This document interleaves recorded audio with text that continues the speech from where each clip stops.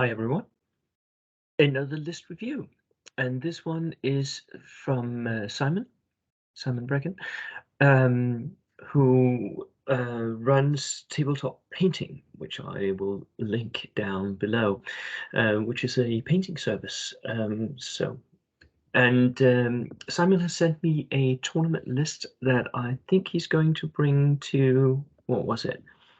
I'll go and check in a minute. Was it the English Nationals or the English Open? One of those, anyway. Um, and it's a US reinforced platoon. So I'm going to do the list review, and you guys can sort of follow along because I'm going to share my screen here. Right. This is Simon's tabletop painting service, anyways. By the way, he does really nice stuff. Very good tabletop quality from what I can see in the pictures anyway. Right, let's go and view his list. It's a 15 order dice, 999 points, US reinforced platoon. Now the US are really good competitively right now. Dan Lane showed us all that when he was the only player at the WTC going undefeated with his US. They are, for me, they are a really good beginner army because they're very forgiving. They have some nice national special rules, and they have a lot of choices that you can take in the army. And they are perhaps the best skirmish army there is, with the maybe exception of the Finns, but the Americans are better supported as their skirmish infantry. But to do well with them competitively, you need to train. So they're good for beginners, but there is like a hurdle at some point where, in order for them to really be in the top tables, you really need to train with them. So let's see what he has. He's bringing second lieutenant in experience. We see that quite a lot, don't we? It is the cheapest lieutenant, and that is very meta right now. Almost an auto include that you're bringing the cheapest lieutenants, because the lieutenants are just there to give the morale bonus. They're not there to do anything else. Be an order vice, yes, but that's it. And then infantry, regular infantry. Ooh, 8-man units, good. 2 of those, 3 of those, 3 regular infantry units that are skirmish infantry. This is what Americans do so well. These units can foot slug, and because they have their BAR, they have quite a lot of range. So you don't need to cross the center of the table. You just need to cross out from your own deployment zone, and then you can reach almost the whole table with these units. You can reach out and you can deliver pins, and that is what you want to be able to do. Really good choices, and 3 of those will give you a lot of redundancy. You should be aware that regulars, they will not last forever. So don't put them in the complete open, but have them move and fire every single turn. Advance for the few, like up to turn 2, 3 maybe, and then retreat from there as the enemy pushes towards you. Engineers. This is one of the things that Americans also do really well. The regular engineer units are really, really good. They are fairly cheap, and you can have a lot of good infantry in it. Simon here is combining stuff, which I don't necessarily think is the best way of doing it, but it is necessary when you're running Americans. So he has 2 riflemen, 1 submachine gun, and 2 BARs. Now, the BARs and the submachine gun, they are at cross purpose, right? But the BARs have double shots. So what I think he's doing here is he's making the BARs a poor man's SMG, basically, so that the flamethrower equipped engineers here, they will possibly be moved up in some sort of transport, and then when they get out, they will shoot by automated fire whatever target that they are hitting and flamethrower it. So that target will die. and the shot machine guns and the BAR function the same way, because he's not going to charge with this, right? Um, so in that respect, I understand why he's doing that.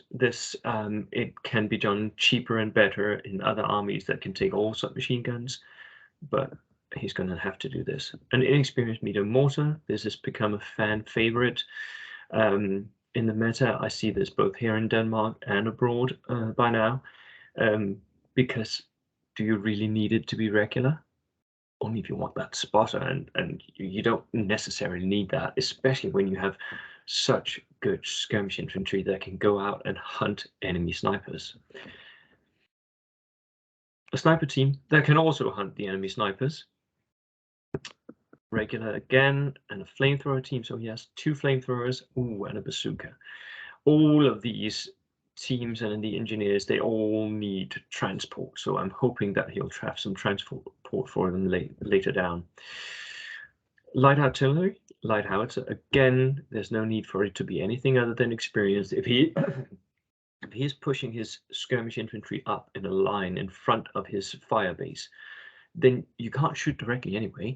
So you're just going to shoot indirectly. You might as well be inexperienced. Sit there and just pump out the shots above the heads of your skirmishers. The Recce Jeep armored car. It is pretty good. For 40 points, you get Recce, you get to be a vehicle, you get flak, and you get 360. It is a way better version of an MMG team. Ooh, here he's spending points. He's buying a Sherman Calliope, and it's a regular Sherman, but on top of it, somebody rigged a multi-rocket launcher.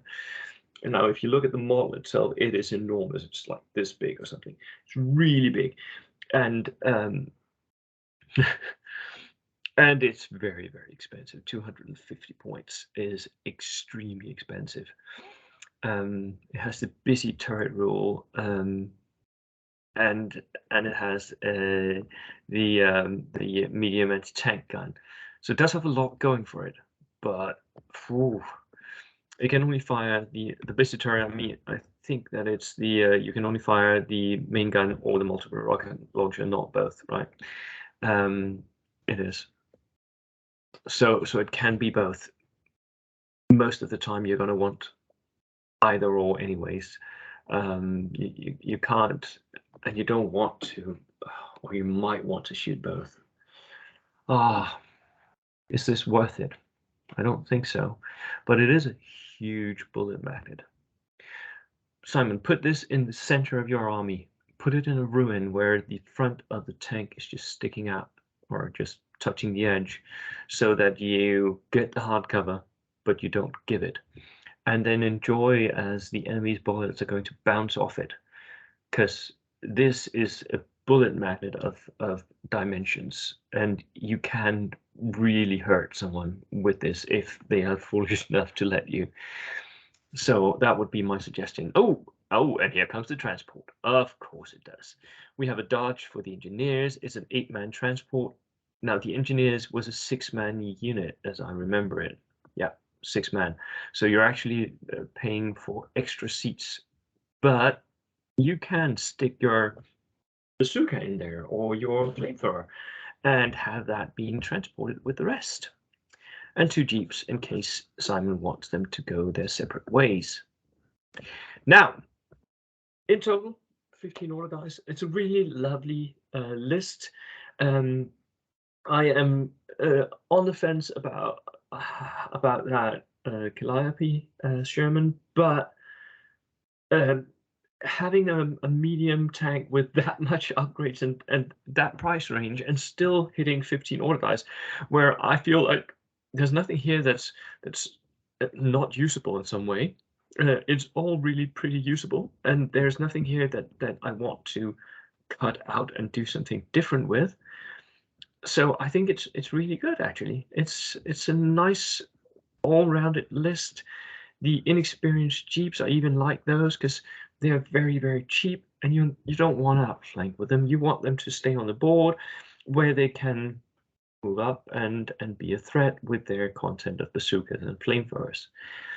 Um, he's even put a pintle-mounted MMG on his Dodge, which makes it usable even if you don't want to transport your engineers, or you have already set them off somewhere in the center table where they needed to go and kill something. It's still going to be usable. You just move it back a bit and just start pumping out those shots. Really nice army. And good luck, Simon. I hope you do well. Right. That was it. Cheers.